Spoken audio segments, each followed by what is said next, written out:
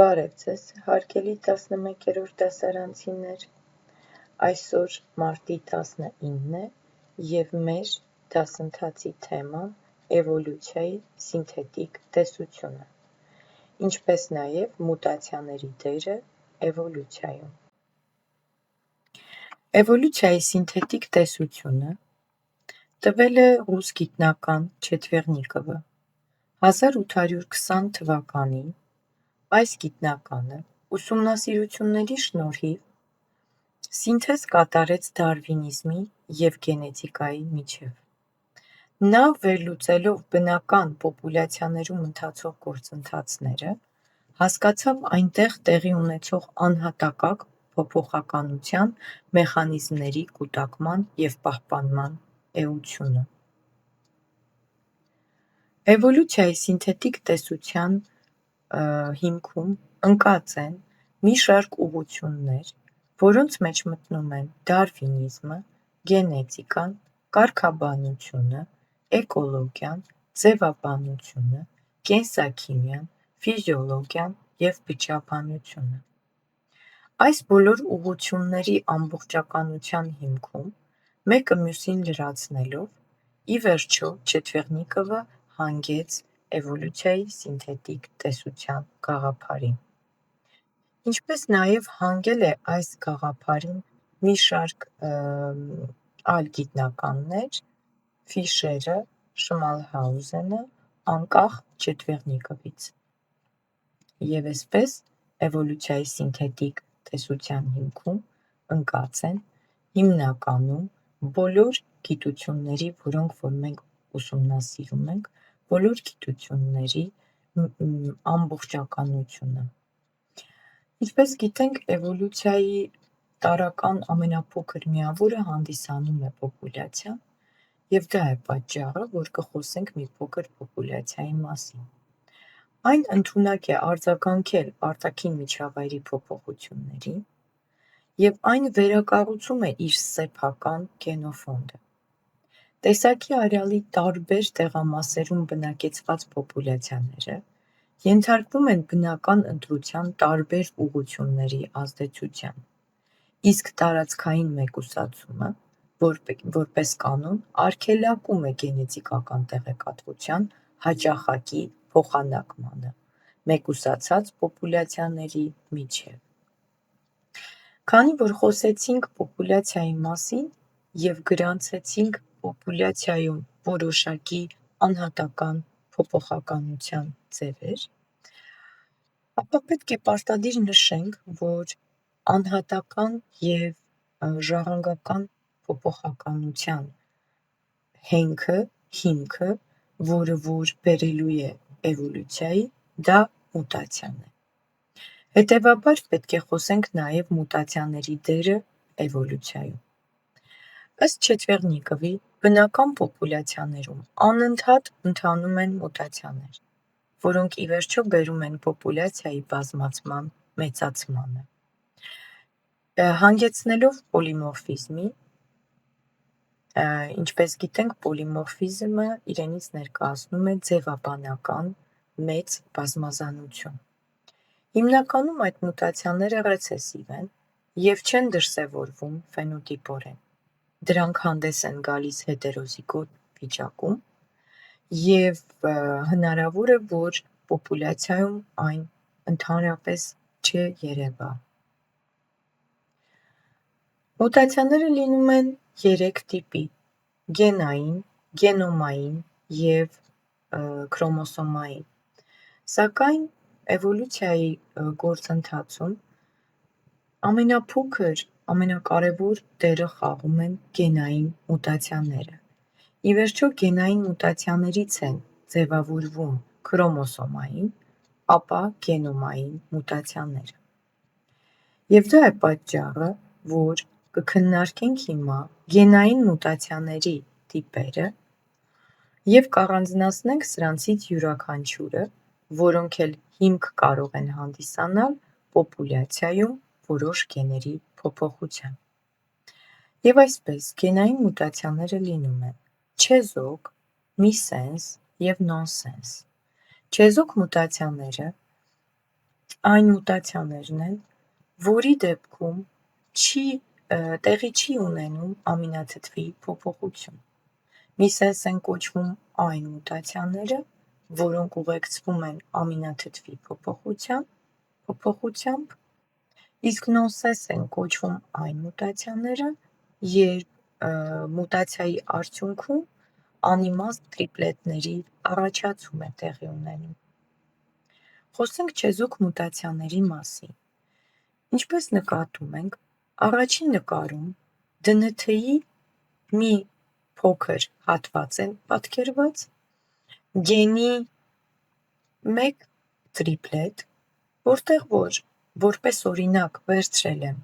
ադենին, ադենին և գուանին տրիպլետը։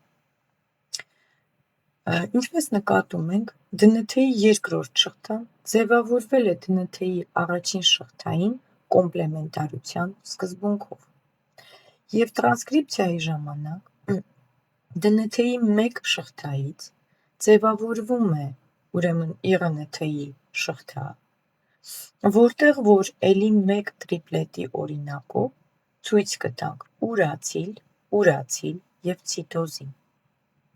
Արդեն ԻՂՆԹ-ի այս տրիպլետը կոդավորում է ֆենիլալանին ամինաթթուն և փոփոխությունը ԻՂՆԹ-ի երրորդ նուկլեոտիդի չի բերում ամինաթթվի փոփոխության։ Ուշադրություն դարձնենք, մեզ մոտ տվյալ դեպքում փոփոխվել է ԴՆԹ-ի ադենին և նրա թիմին զույգը։ Արդյունքում սինթեզի ժամանակ ԻՂՆԹ-ում տրիպլետի երրորդը հանդիսացել է ուրացիլը, քանի որ ևս մեկ անգամ կրկնեմ, ԻՂՆԹ-ն ձևավորվում է ԴՆԹ-ի մեկ շղթայի սինթեզից։ Այստեղ պետք է ուշադրություն դարձնել այն հանգամանքին, որ ի վերջո փոփոխությունը կա, փոփոխությունն ընթանում է տրիպլետի մեկ զույգ նուկլեոտիդի վրա, սակայն, ինչպես նկատում ենք, ամինաթթուն չի փոփոխվում։ Չեզոք մուտացիաները դրանք այն մուտացիաներն են, որոնք որպես կանոն ապահովում են մեր գենետիկ ինֆորմացիայի հուսալիությունը, որպեսզի այս փոքր փոփոխությունները, որոնք ընթանում են ժամանակ առ ժամանակ մեր օրգանիզմի գեներում,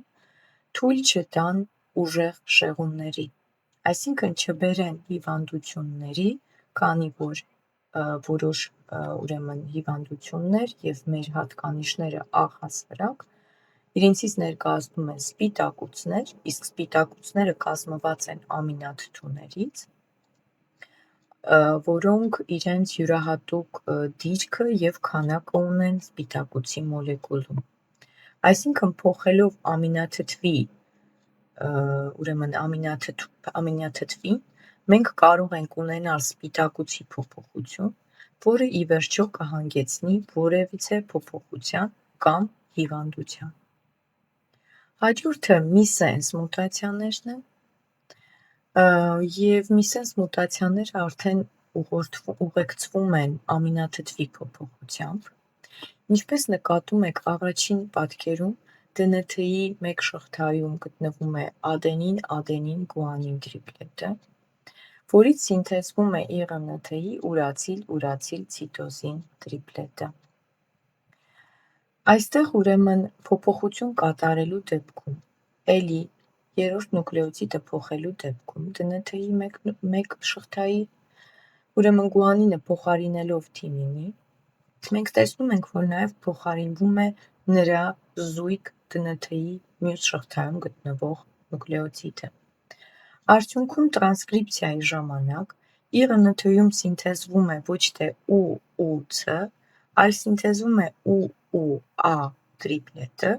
որը արդեն կոդավորում է լեյցին ամինաթթուն։ Ինչպես նկատում ենք, այստեղ հստակ կարող ենք ունենալ սպիտակուցի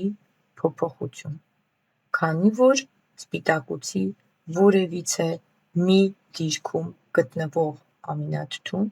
փոխելով այլ ամինաթթվով, այն կարող է կորցնել իր հատկությունները և կարող է կորցնել իրեն բնորոշ կարևոր ֆունկցիաները։ Հաջորդ մուտացիան նոնսենս մուտացիան է գենային մուտացիաների շարքում։ Այստեղ նկատում ենք առաջին նկարում DNT-ի A-T-G տրիպլետը, որից տրանսկրիպցիայի ժամանակ սինթեզվել է IRNT-ի U-AC տրիպլետը և այն կոդավորել է թիրոզին ամինաթթուն։ Փոփոխությունից հետո, որի արդյունքում փոփոխվում է DNT-ի էլի,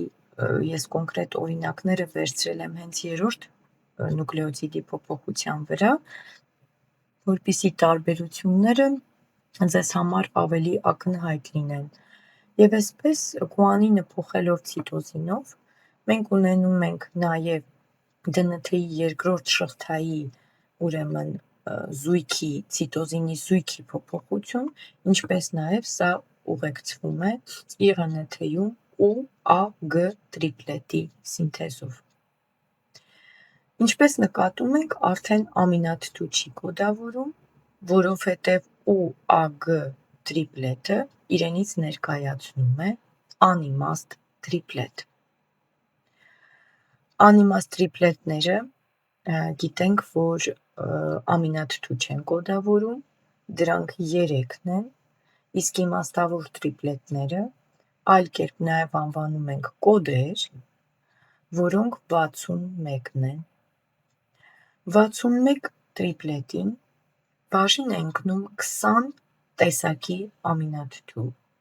և արդյունքում կոդի հատկություններից է, ուրեմն շատ կարևոր հատկություններից է դառնում ավելցուկայնությունը, այսինքն մեկ ամինաթթուն կարող է կոդավորվել 1-ից 6 տրիպլետով։ Չեզոք մուտացիաների դեպքում հենց մենք խոսեցինք ավելցուկայնության մասին, այսինքն ունենալով ուրեմն և UUC և UUU տվյալ դեպքում տրիպլետները, այս երկու տրիպլետներն էլ կոդավորում են ֆենիլալանին ամինաթթուն։ Ինչպես ասացի, մեկ ամինաթթուն կարող է կոդավորվել 1 և ավելի մինչև 6 ուրեմն տրիպլետներով և պետք է հիշել, որ մեթիոնին ամինաթթուն կոդավորվում է